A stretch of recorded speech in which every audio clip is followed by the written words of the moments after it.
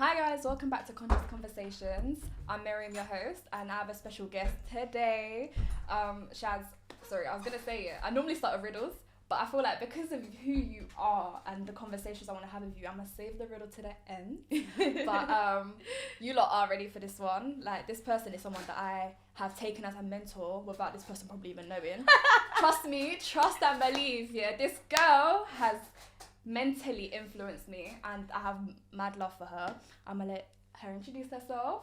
Go on. Hi, I'm Shaz. Do I look at the camera? Look at the camera, baby. Hi, I'm Shaz.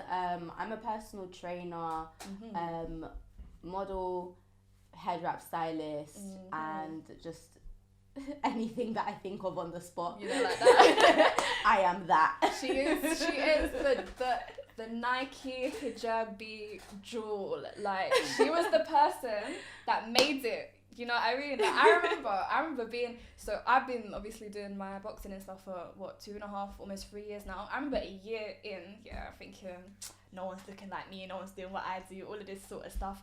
And I'm just going through my gram one time, and I see Shaz in a hijab, in a Nike hijab. I was spun. I was like, we made it, guys. Somebody made it. Like, somebody we know, like a sister. Do you know what I mean? Yeah. And I remember actually, do you remember when we first met? Like, the initial meeting?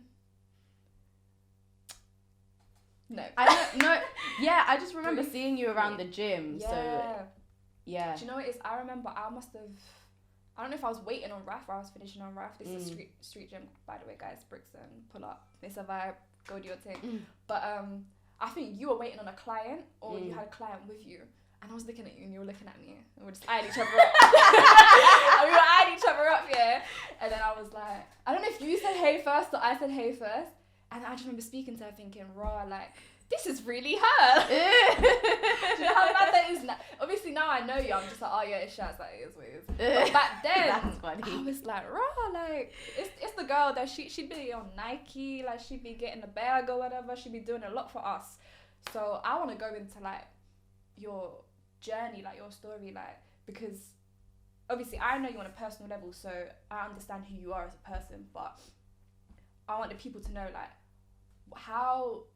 why fitness? Like, what was your journey? What was your route to even beginning and, you know, making your way there and kind of being that blueprint for a lot of now hijabi? It's a big title, but that's you. Like, I think one of the bigger reasons why we see a lot of these hijabis in fitness or in the gym or whatever and making that more public is because you're one of the first.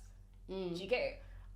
So go into that a little bit. Like, I want to know more about that. Well, I started getting into fitness, like, from when I was in, like, from young, you know, I've been on and off it. But there was a point, I can pinpoint a time, like, in my life where I really thought, you know, I'm gonna, not even career-wise, just health-wise, like, I really want to take my fitness seriously. And I think maybe I was 14, 15, I started going to the gym. Okay. And there was this gym that I started going to, which was like my local leisure centre, and they had like this junior concession pay as you go that was like £1.50. Oh, where are these gyms now? Pay as you where go. are these gyms now? £1.50 for a gym pass. Yeah, so literally I used to go like on the weekends, like once or twice a week I used to go, and the reason why I actually really wanted to do it was because like heart disease and illness and stuff like that, it just really clicks. Like, at the time, it was just after one of my aunts passed away.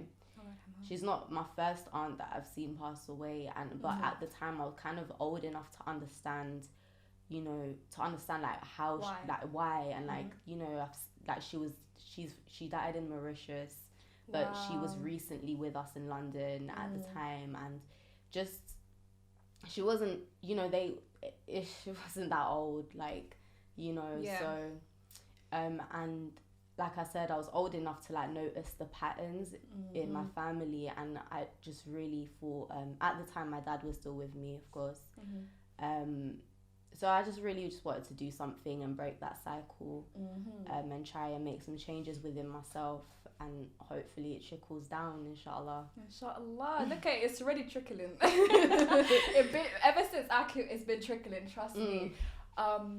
you know what, that's so interesting, because I think for a lot of people, their entry point into fitness is through health. Or through understanding health. It's never really, I mean, a lot of people have the whole, I want to look a type of way, I want to do this, that and the other, but 9 times out of 10 is from a health purpose, whether you know somebody that's, you know, been on the offense of that, or you know, you experience something yourself. I think it's so mad, like, and I think because we don't see people like us, like hijabis, me, like in the gym, stuff like that. I remember growing up, I did GCSE PE. I was the only hijabi in my year group. I was the first hijabi to do GCSE PE, like on record, and people found that mad. Yeah. I even thought, "Raw, what am I doing?" Do you know what I mean? That's really interesting. It's mad, like, because I don't know if it's. There's always got to be a first. You get. There's always got to be someone that does it for you to feel a bit more comfortable to do it. And I remember doing, like, you know, like talking to my teacher, and she must have been telling me, like, you know, because you wear a scarf, people are gonna look at you a type of way. Like, it's not common, so to say. Like, where did you go to school? So this was when I moved. So I moved to Chingford at this point. So it was a predominantly white area, anyways. So yeah. So I remember speaking to her, and you know, all of a sudden you start picking up little things, and you notice little things. People make two comments, and then you feel raw. Like, so what? Because I'm covering now. Why is it different? Yeah. And it made me think a lot, because when you I think even nowadays, although people are starting, like, more hijabi women are starting to jump into it, it's still it's very new. Yeah. So, like, people are still, like, I find it alien. Yeah. Well, I'm unlike you. I actually started wearing hijab like 5 years ago. Okay. So when I did start fitness, it wasn't as a hijabi. So that in itself was a transition. Interesting. Speak on that. So how did people around you react when you did put on the hijab and you continued to do what you did? Well, it was a way less of a big deal than I thought it was going to be. It was actually pretty anticlimactic. Wow. like, y'all took my moment. Okay, I needed more from you lot. No, but this is the thing. Like, hear me out. I'm hearing you. If I knew how little of a deal it would have been, I probably would have started wearing it time ago. Yeah, a lot earlier in my life. At the time that I started wearing it, I just left my job, and it was just before Ramadan, and I this was like the year that I kind of wanted to wear it, so I just thought, instead of waiting until Ramadan to start, let me just start wearing it now. Cool. But even throughout Ramadan, I noticed, like, one thing that I really hesitated to do was actually wear it in the gym. So I was completely comfortable wearing my hijab everywhere, like, you know, covering everywhere. But then when it came to the gym, I was just stuck. So then I would take off my hijab and then wear my usual gym clothes to go to the gym. And then one day I tried it, and it was nerve-wracking the first time. And this is, like, having been going to the gym for how long? Like, it felt like it was my first day in the gym, period. It's mad. It's so wild. I was, like, really subconscious. But again, it's like I say, we build it up to be so much of a bigger deal than it actually is. Like, as much as I was really subconscious, like, who really was looking at me? Yeah.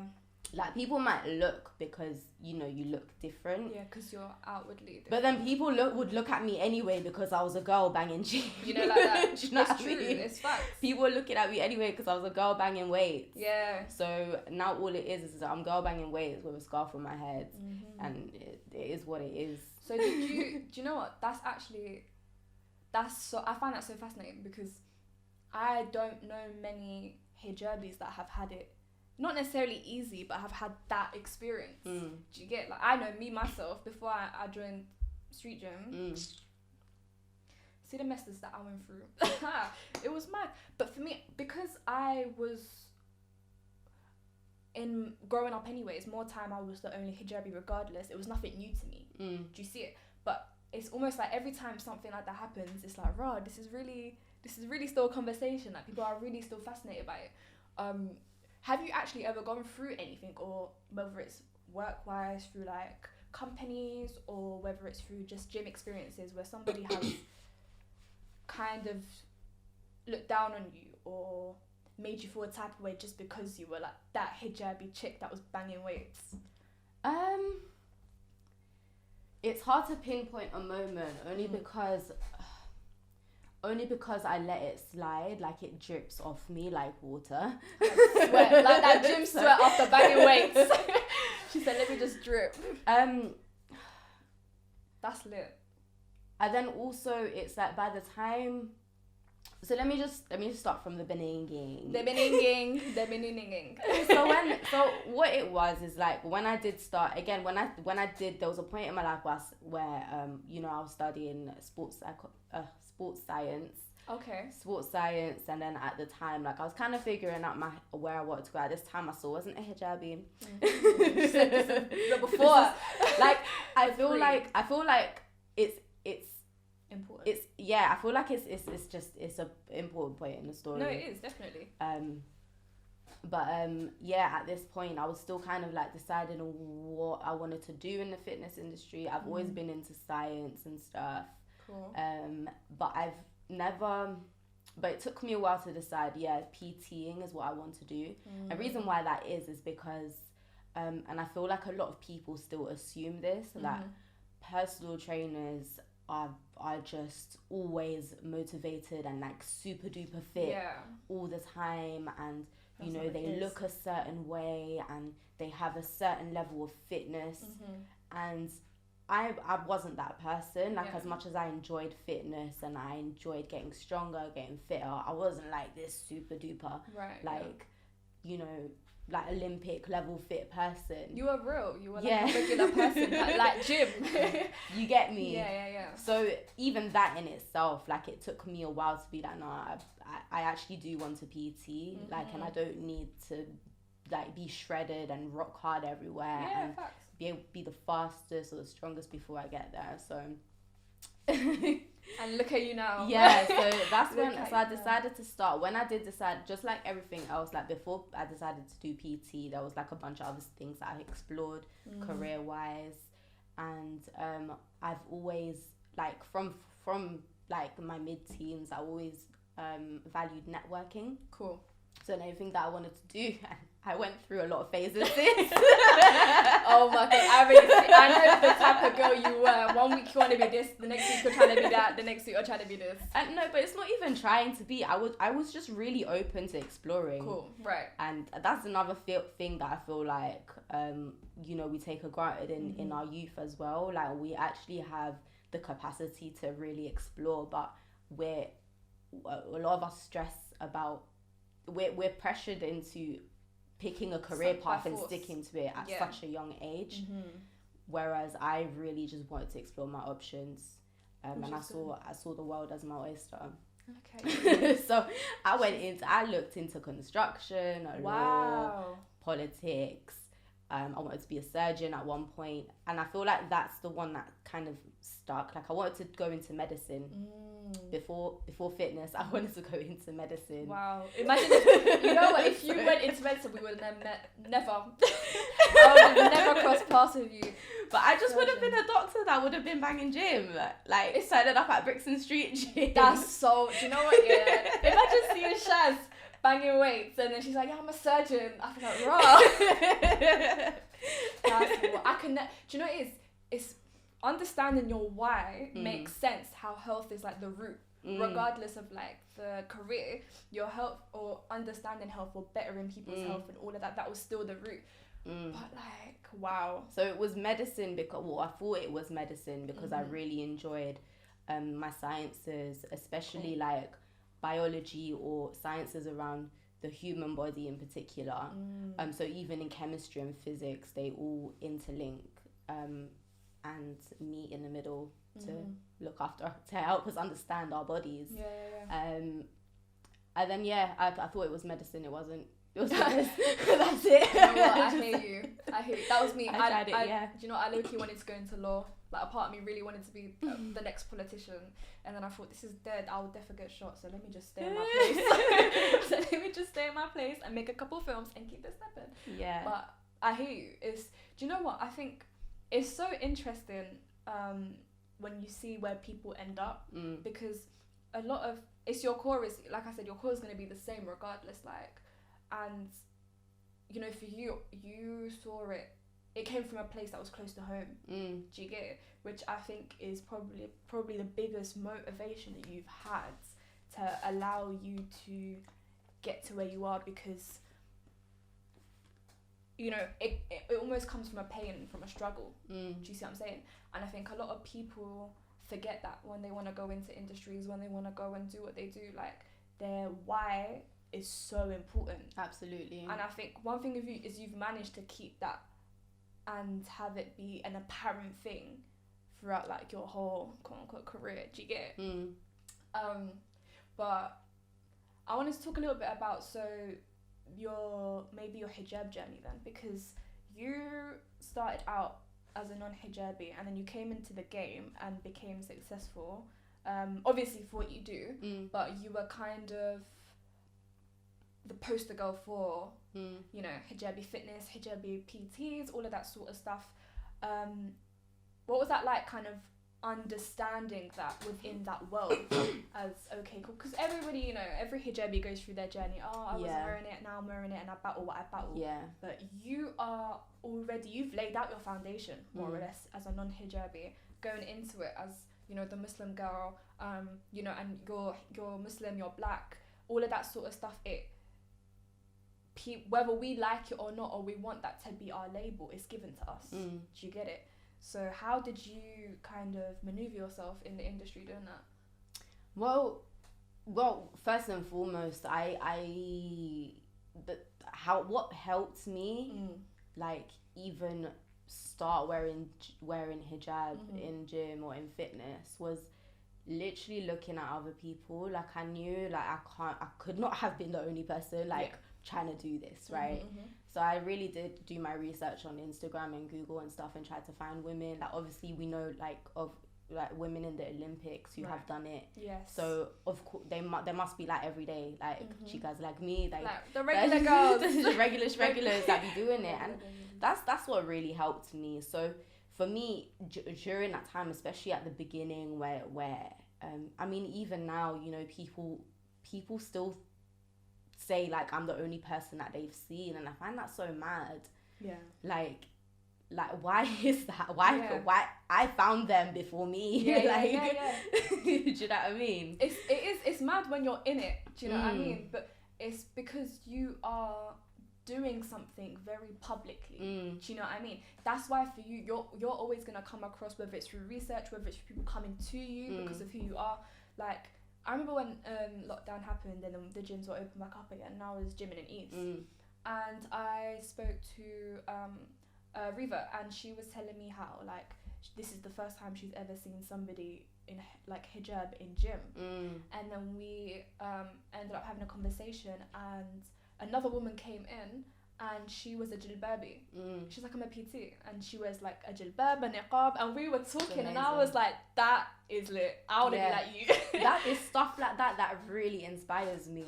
Like, there was moments in my life where I've seen hijab wearing women do their thing, like, you know, and not even, like, recently, like, throughout my life, you know, where there's one memory that I have of going to the park for a walk with my brother and my cousin, and I just noticed this woman in full jilbab jogging.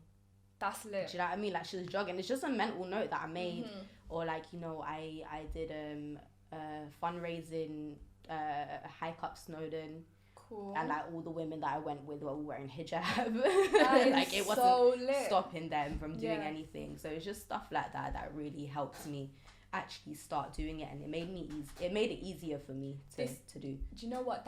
This is what I wanted to get into as well, because you know how we love to talk about, you know, you find your tribe, you find your peoples, all of that sort of stuff. And I think when you are surrounded by supporters or people that look like you and support you that you've never really met, or you come across, and then you start to, for example, when I started doing a lot of my boxing stuff more publicly, I met hijabi women that were in all types of industries, rugby, you know, jogging, basketball leagues, everything. And for me, it was like, wow, like, there's really a sisterhood out there. And I think the exposure is always going to be what lacks. Do you know what I mean?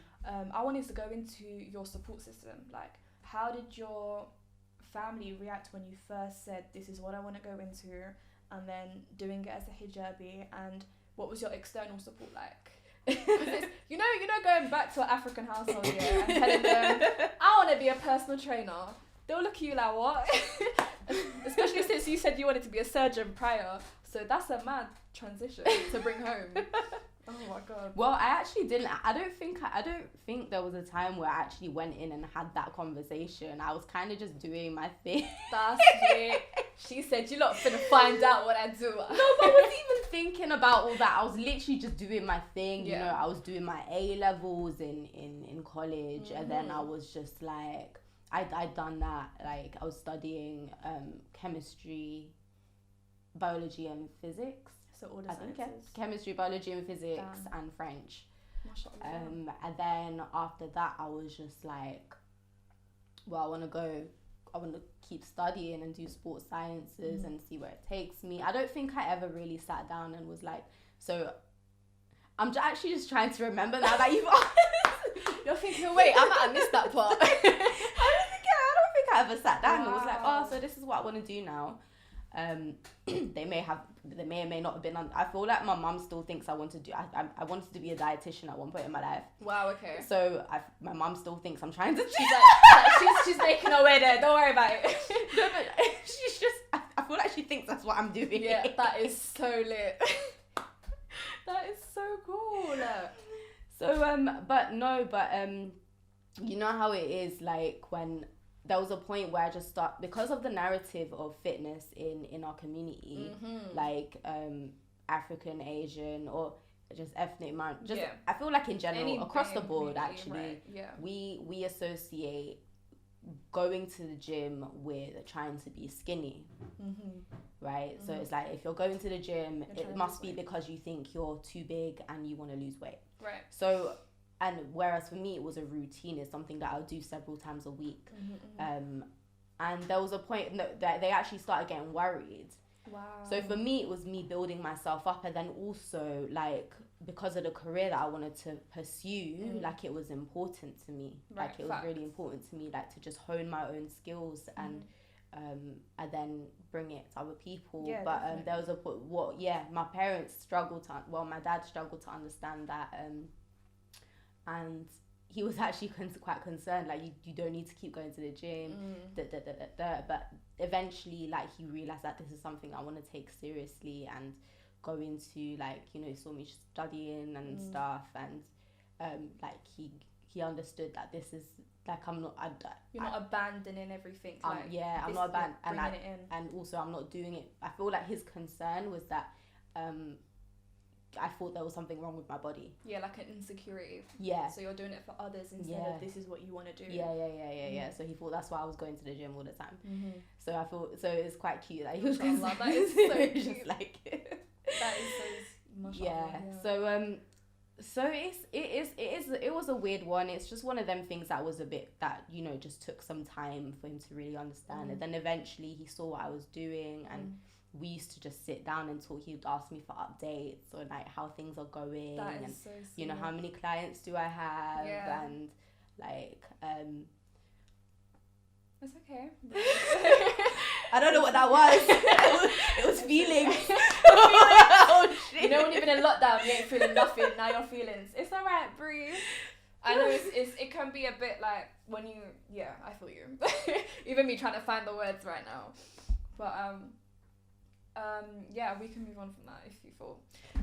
But do you know what? I think that, you know, when you have support from within your family, I think it's a different type of power. It's a different type of motivation, because these are the people that raised you. These are the people that watched you grow. These are the people that, despite everything, you're bound by blood. And, you know, finding that sisterhood outside of your family is amazing. It's wonderful. But a lot of people, when it comes to having home support, it's a difficult thing. So, you know, that's something that a lot of people, we need to cherish this. Because I remember when I first told my dad, my dad found out months after, like, mom knew. Mom, like, alhamdulillah, my mom is a she backs me, do you know what I mean? So I remember telling my mum, yeah, like, doing boxing, all of this sort of stuff. And she was like, you're going to start fighting?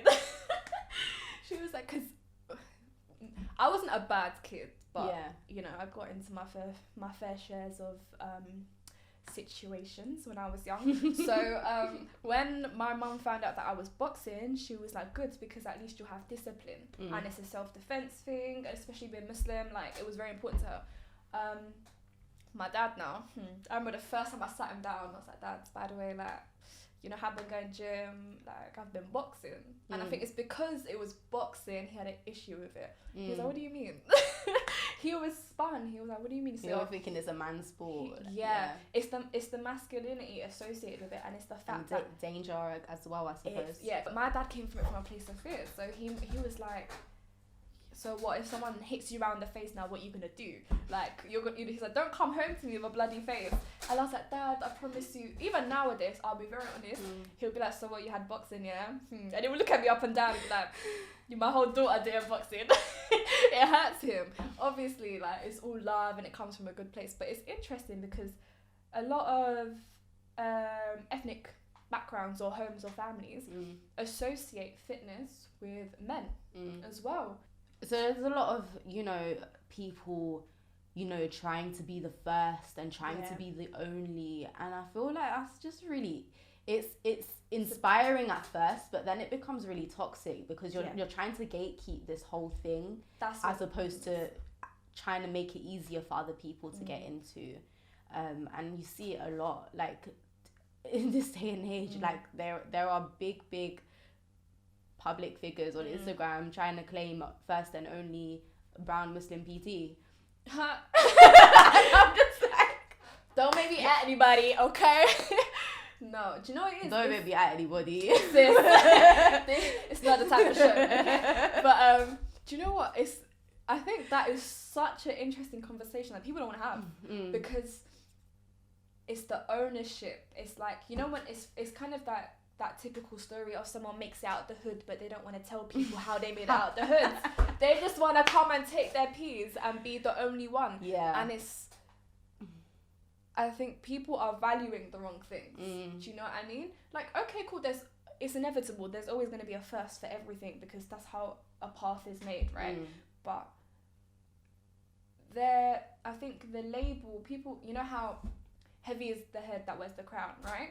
So do you really want to be that person? Do you really understand what comes of being the first or like the importance of it? Because just shouting that label out doesn't sit right with me personally. Especially when it's not true. Tell them, this is your time to shine. Tell them I was here before all of y'all, period. No, I mean, it's not even that, sis. Yeah. It's not even that. You really want to sit there and pretend like you don't see all these women. Facts, yeah. Like, you really want to pretend like you were... You want to sit at a table at an event and pretend you don't know who I am. Yeah. And do you know what? This is something, I had a conversation with somebody and I said, paying homage is the most important thing once you feel like you've made it or where you've gotten to a place where you can do that. Because there's always going to be people that came before us. Whether they made it to the lengths that you have is a different situation, but your inspiration came from somewhere, right? Absolutely. So paying homage is such an important thing.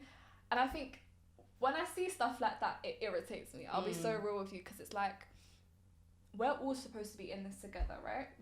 Like, we're all, like, the whole point of us being so publicly open about what we do, or so we put ourselves out there into the public. Because let's be honest, like, if we could all choose the private life and the success, the 9 times out of 10 people would choose that. So for you or for anybody else who does that publicly, there's, what's the word, like, I just think that people don't understand what comes of that, you know? And it's like, how dare you just sit there and come and claim and count everybody out? Yeah. It is what it is. No, it's not. No, it's not. Forget all of that, man. Pay homage. I think there's a level of, I think people are so self-involved in being respected that they don't have respect for others. Yeah. Do you see what I mean? Yeah. And I think it's a common thing in the fitness industry. Yeah, I mean, it's everywhere. It is, definitely. It is everywhere. Yeah. Going back to what you said about having that responsibility, and it just reminded me of Halima Aden. Yes. And her story. Yeah, so powerful. And you know, I think it's I always go back to it as a reference point. I've always admired her career or her as a person rather. And I think it's just it's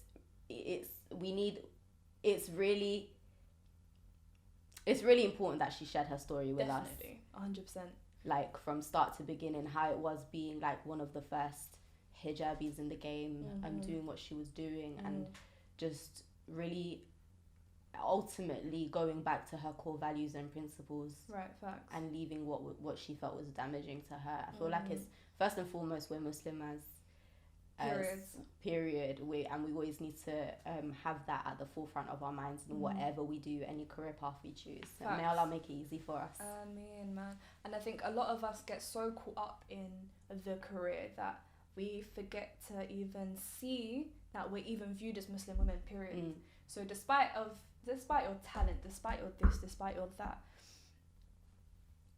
the truth is a lot of the time people are picking you because you're different.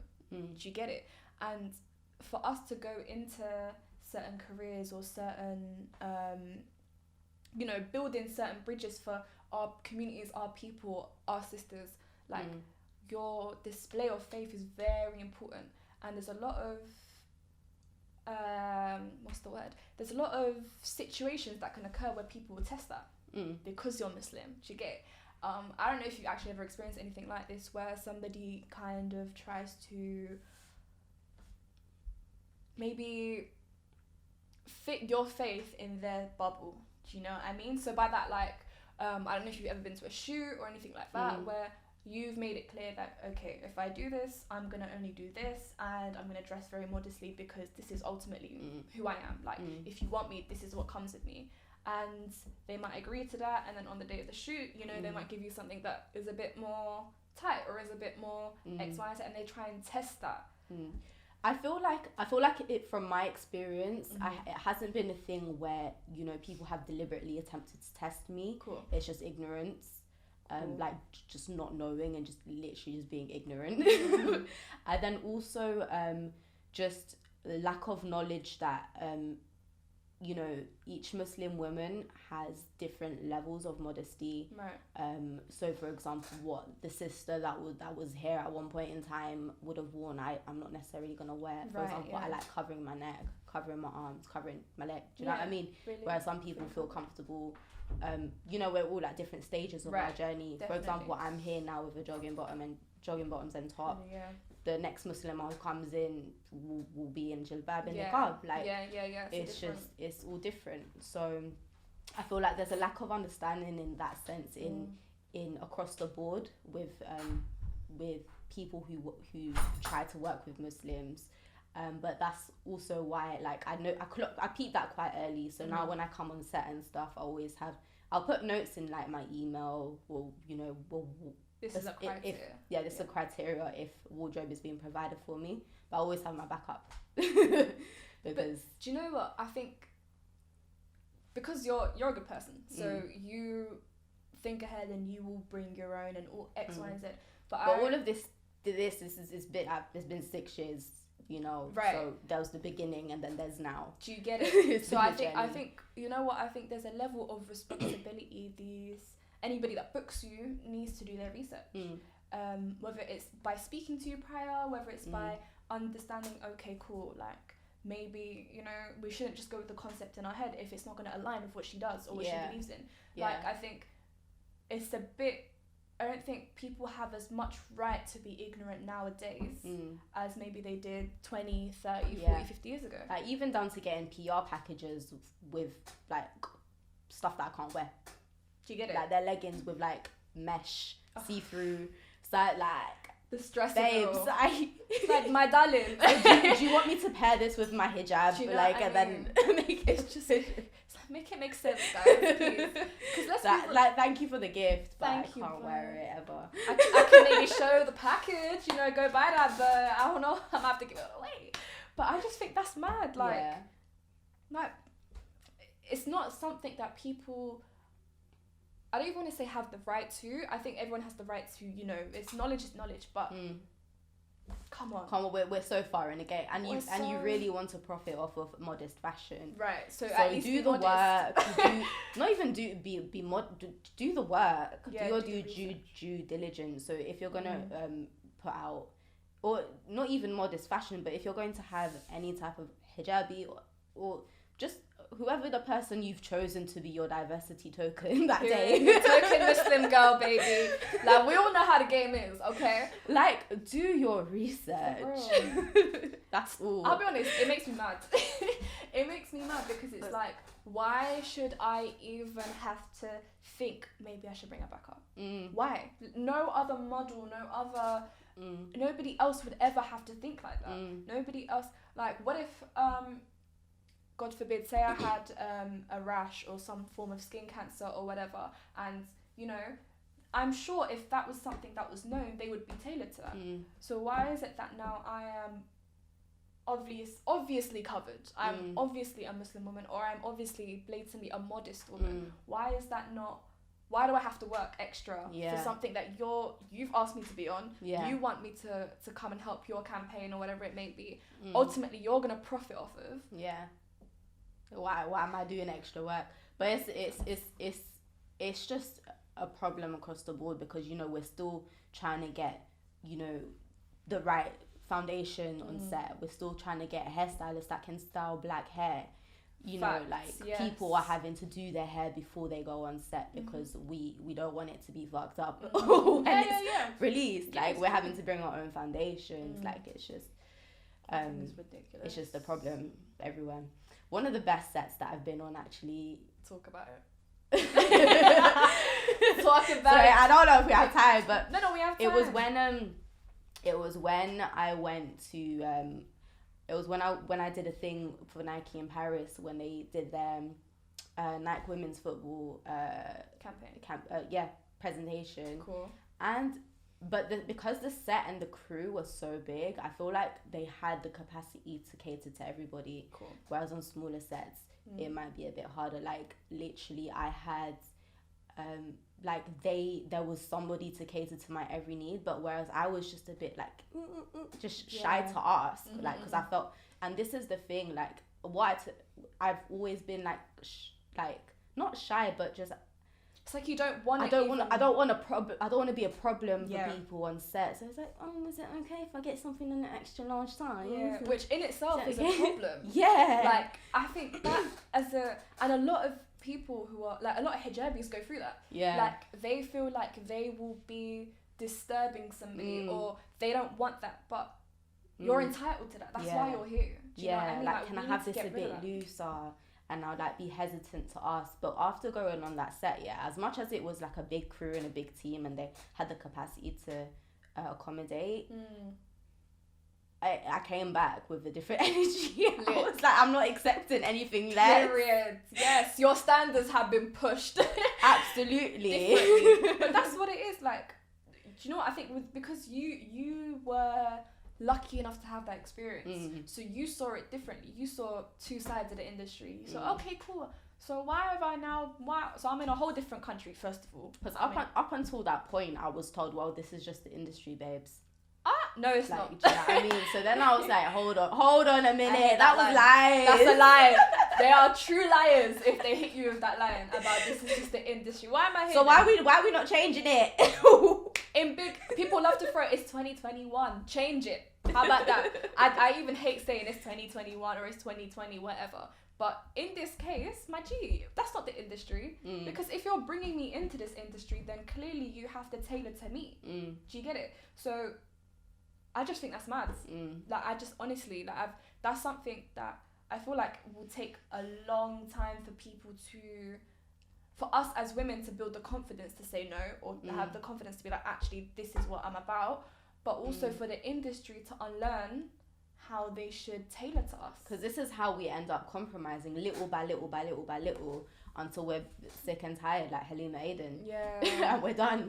And you know what? And this is why a lot of people, this is where their deen plays into play.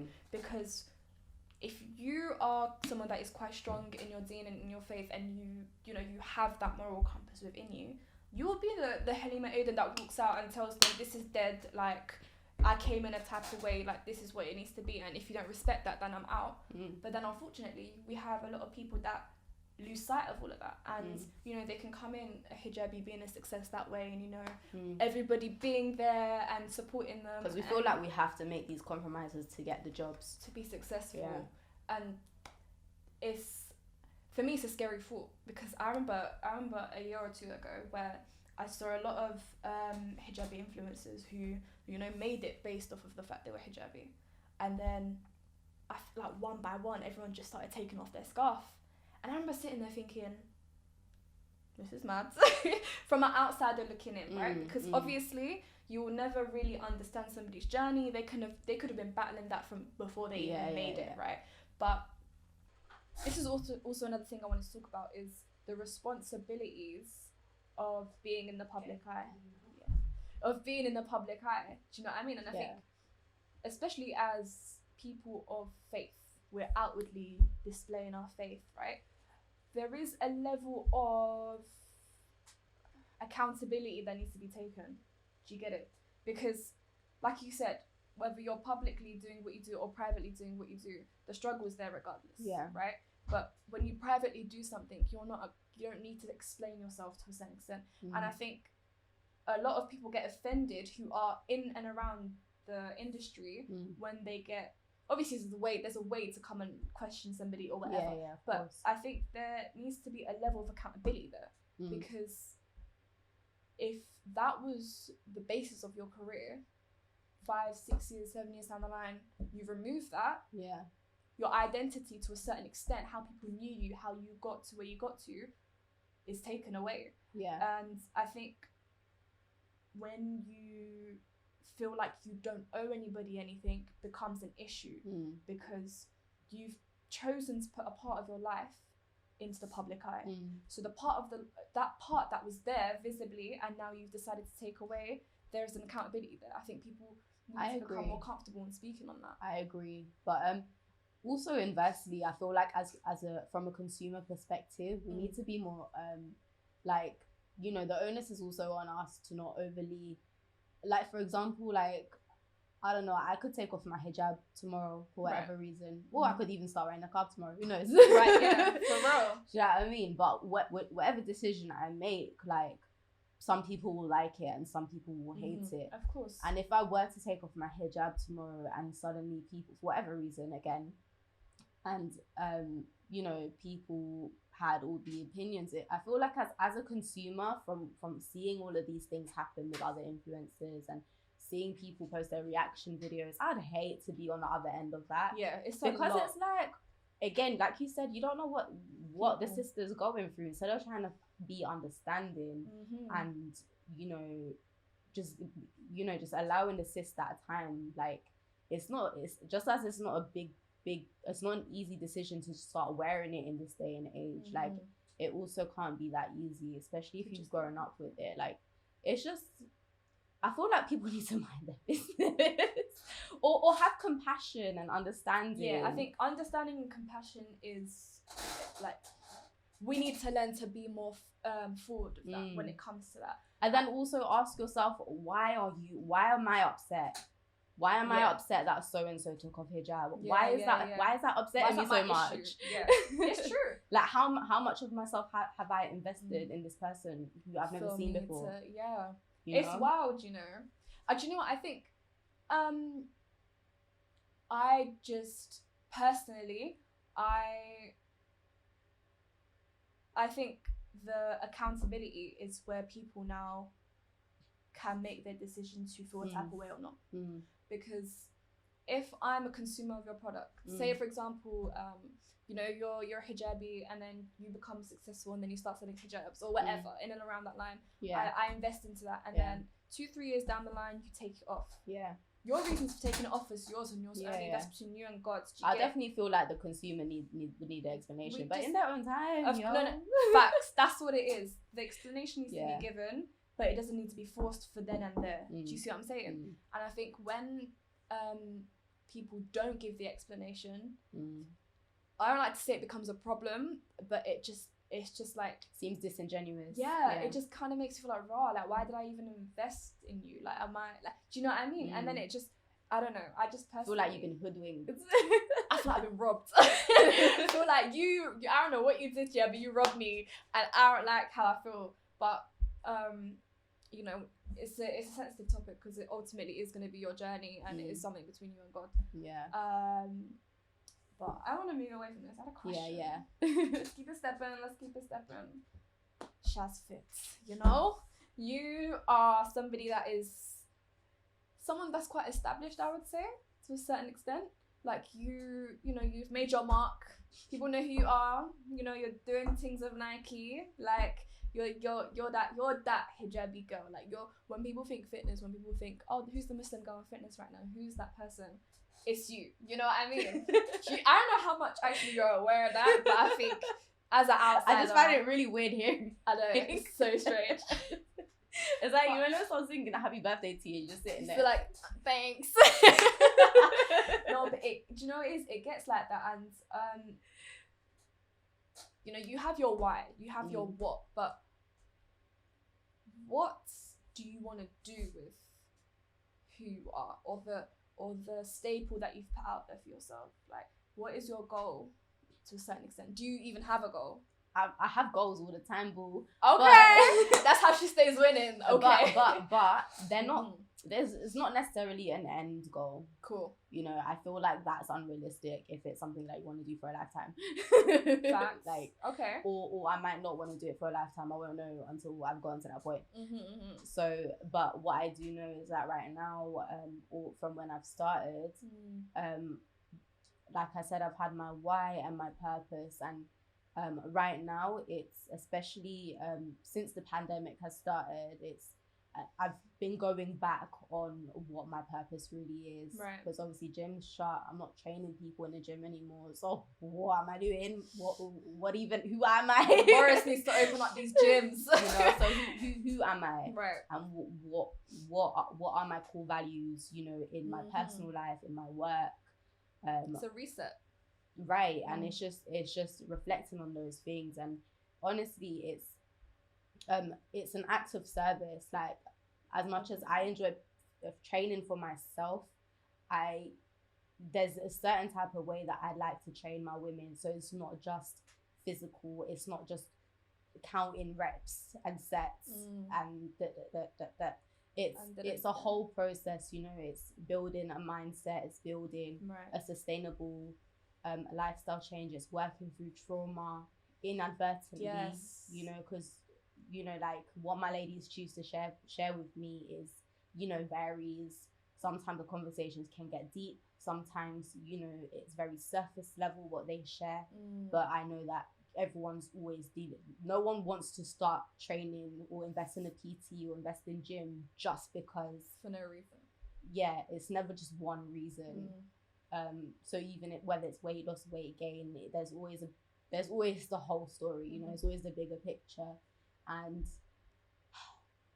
it's just something that I'm really passionate about. Like, do you know what? Let's talk about that, because I feel like we've covered the health, the fitness, and people undermine how much a PT session or just training can be therapy. You know, they say fitness is one of the best or one of the most influential things that helps with your mental health. You know, especially when you find a personal trainer or you find a gym partner that you can speak to and you're comfortable around. Like, how much has your mental health, or how much has your fitness furthermore influenced your mental health? Vice versa. Yeah, vice versa. Like, even with your clients, how much growth have you seen in their mental state from when you started training them to maybe now, you know? Yeah. I mean, that's definitely not a straightforward answer. It's course. a very loaded question. It is. No. Yeah, mental health. But it's definitely a journey, like, for myself and for my clients.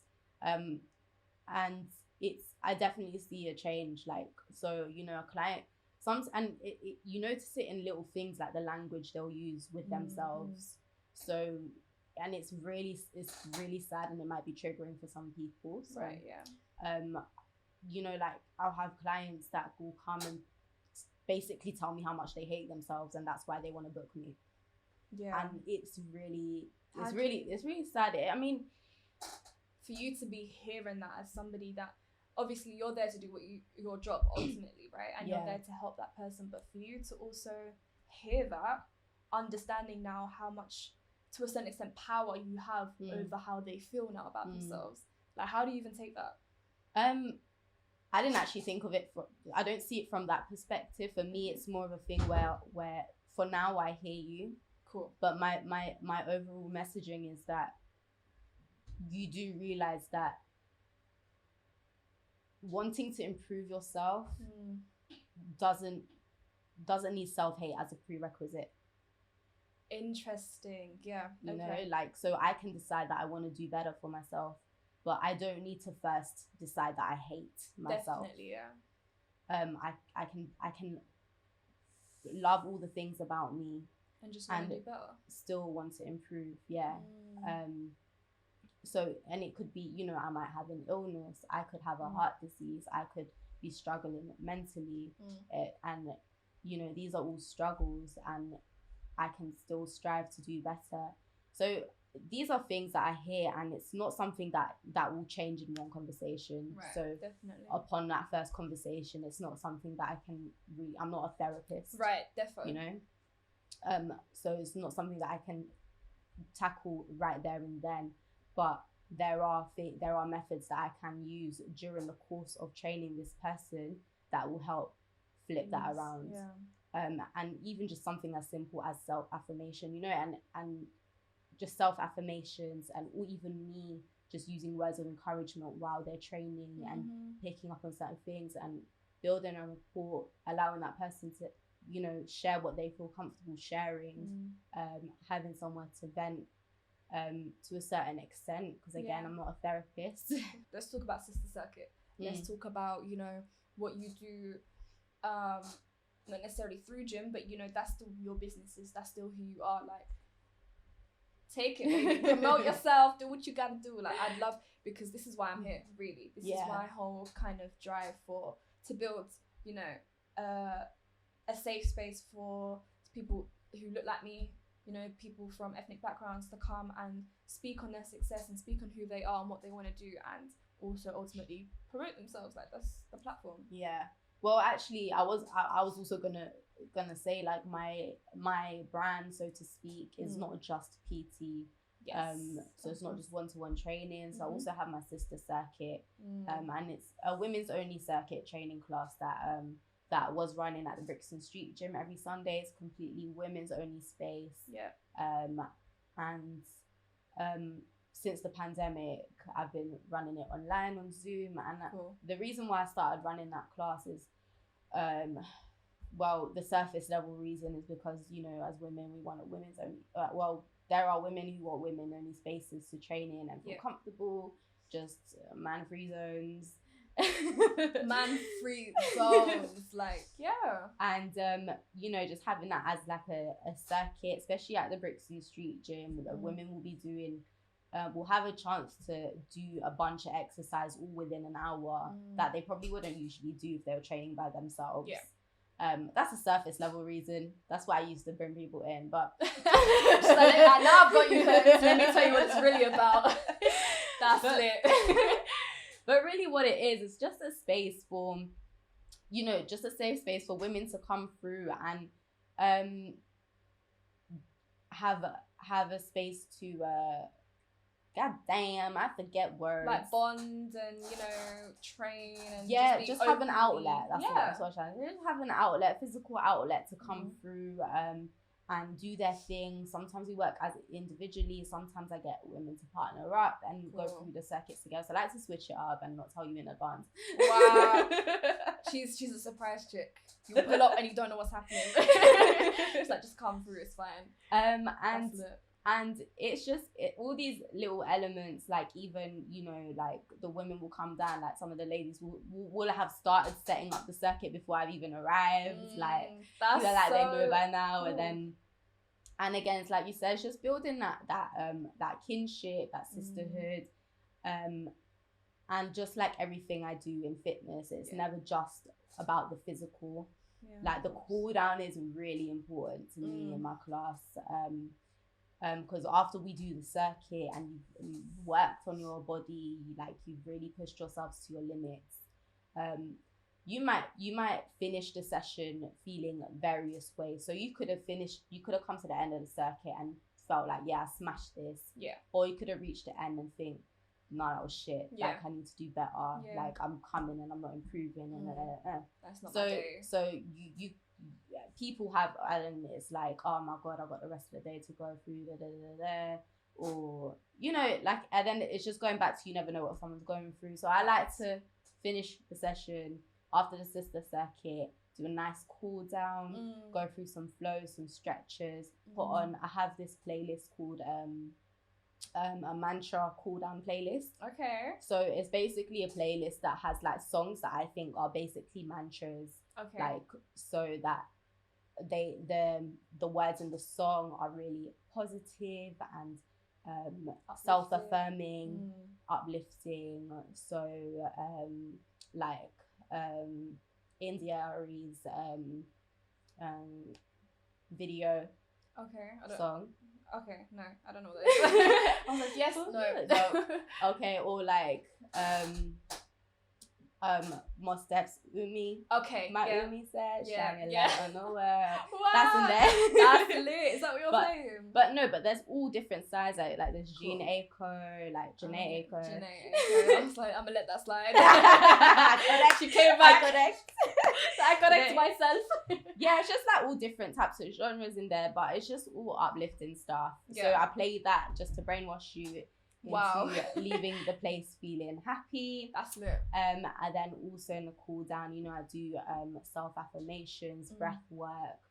Even if the cool down's like 5 minutes, like depending on how much, like 5 to 10 minutes, I feel like it makes a difference. And it's what makes it stand out from like a regular just go, sweat, leave kind of class. Yeah, definitely.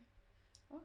But yeah, and then as well as that, I also I model, and through modeling, I discovered that I really enjoy styling. Cool. So head wrap styling in particular. Yes. So through styling myself and doing my own hijabs and my head wraps, which are different, by the way. just to let the audience know. She a pro now, like she knows the difference. No, I've been knowing the difference, but people don't know the difference. So yeah, it's true, definitely. So I remember the first time I styled my hijab in a head wrap style. Cool. For this cultural shoot that I was doing.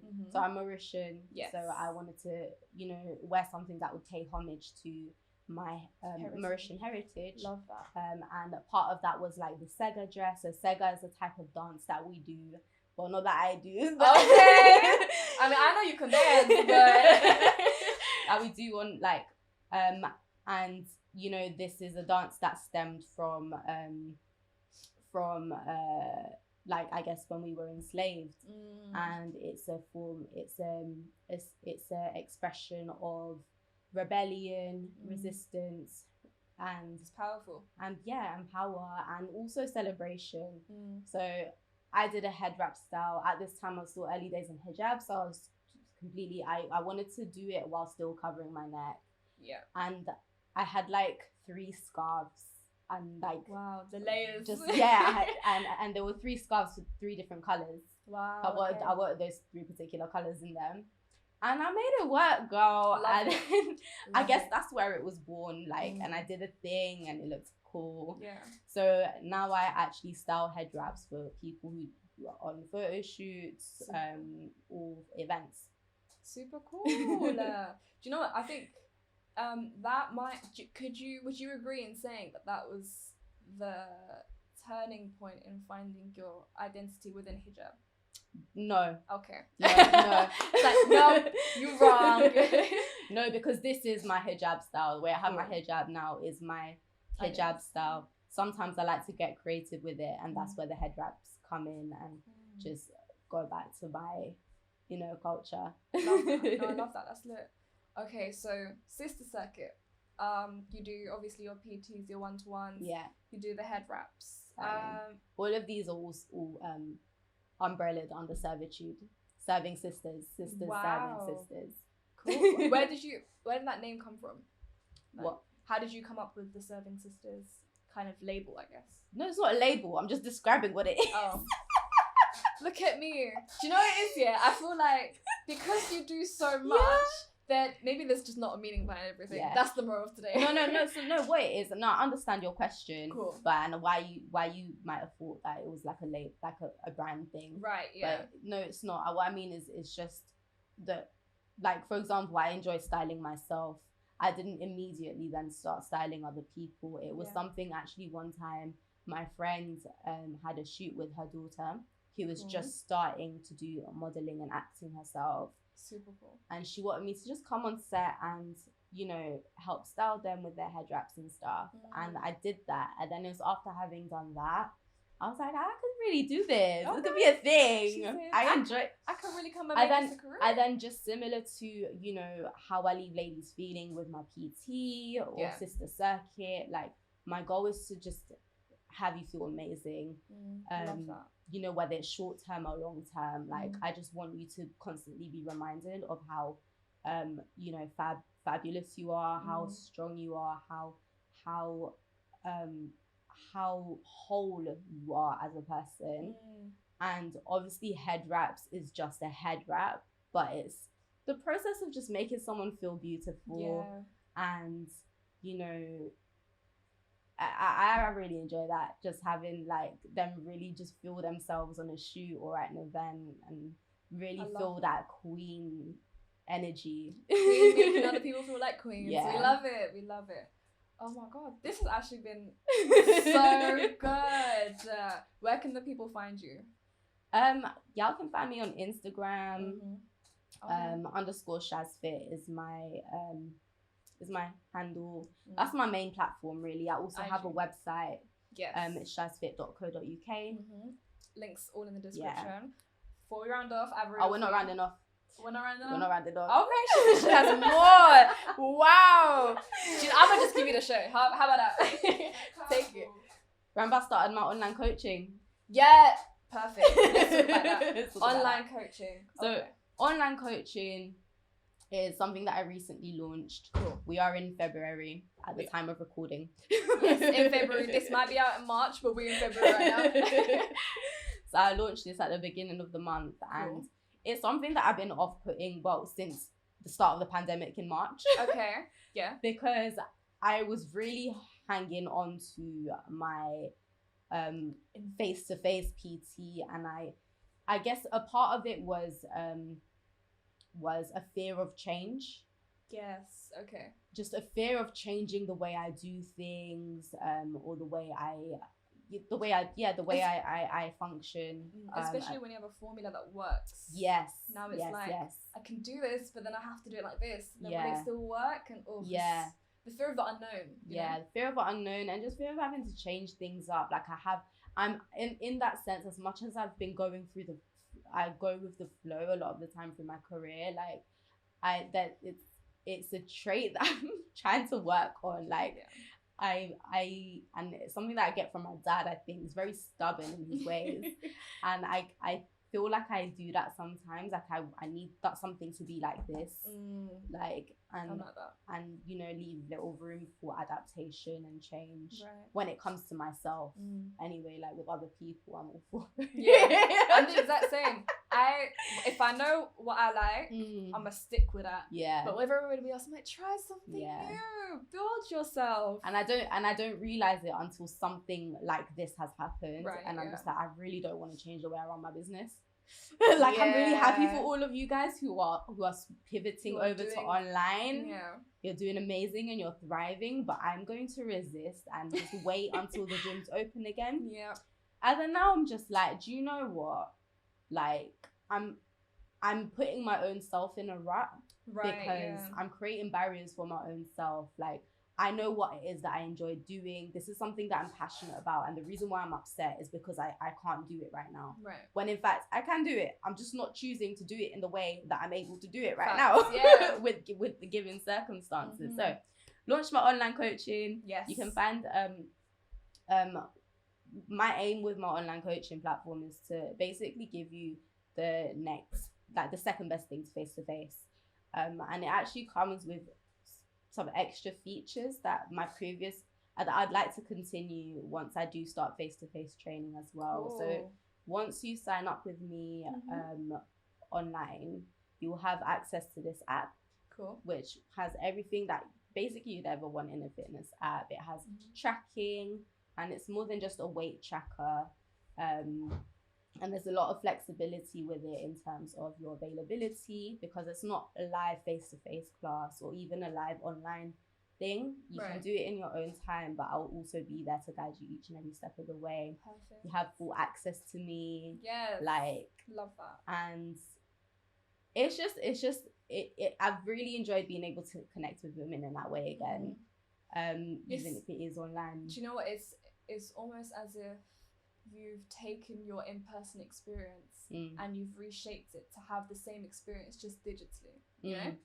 And I think the fact that you can actually carry those traits and have it be successful is amazing. Like, I'm so proud of you, girl. Thank you. Because I know how, like, annoying online can be, like trying to do the whole digital way, especially if you're very traditional in your face-to-face routine and it works for you. So the fact that you've managed to cross over, style of training is very personal, and it's just I can bring it online too. Period. I can. So I conquered it in person. Let me conquer it online too. Yeah. I love that. So where can people access your online courses? So you can sign up on my website, so SHAZFIT.co.uk. Cool. There's like this little mini questionnaire that you do, like you let me know your goals and you know what you want to get, what you want from me, and then I'll hit you back up with and we'll have a conversation, and then we'll take it from there. Love that. So link to her website is also going to be in the description. Are you done? I had to come make sure this time, you know. The girl does a lot, so we love that. Like, yeah, no, I feel like if I was gonna keep talking, we'd keep talking. Yeah, I know it's too well. But before I round off, I like to do this thing. Everyone's gonna hate me. Everyone hates me for this. Yeah, riddles. I hate riddles. I know everybody, but you know what? I tailored this riddles. Just for me. It's a gym related riddle. Amazing. Yeah? So do you know how excited I get? I love it. I'm a dad joke type of girl. Do you know what I mean? I love a good riddle. Okay. Why did Cinderella fail her PT class? Because she lost her shoe. You're on the right track. You're there. Okay, why did Cinderella fail PT class? PE class. Because her shoe was made of glass. They're not very functional. Oh my god, no. Imagine pulling up in glass heels to train. Because it was after midnight. No. Where was she? I'm gonna give you a clue. What did she leave? What did she leave? Yeah, like when she left the place that she left, where was she? PE class. Yeah. I'm gonna ask the question again. Okay. Why did Cinderella fail PE class? So I need to know where she was before the PE class. No, but in Cinderella's story, what's her story? She was at her stepmother's house. And then where did she go? To the ball? Yeah, the ball. Okay, ball is a key word. She lost the ball. No. She ran away from the ball? Yeah, she kept running from the ball. That's so dumb. That's lit. I think that's the funniest thing I've heard today. My guy said she ran away from the ball. That's lit. Oh my god, Shaz, it's been a pleasure. Loved this episode. Obviously, hopefully, inshallah, have you back maybe later down the line. Inshallah. You lot make sure you check out all of everything. It's going to be in the description below. And yeah, I'll see you lot next time. Peace. See y'all. Bye.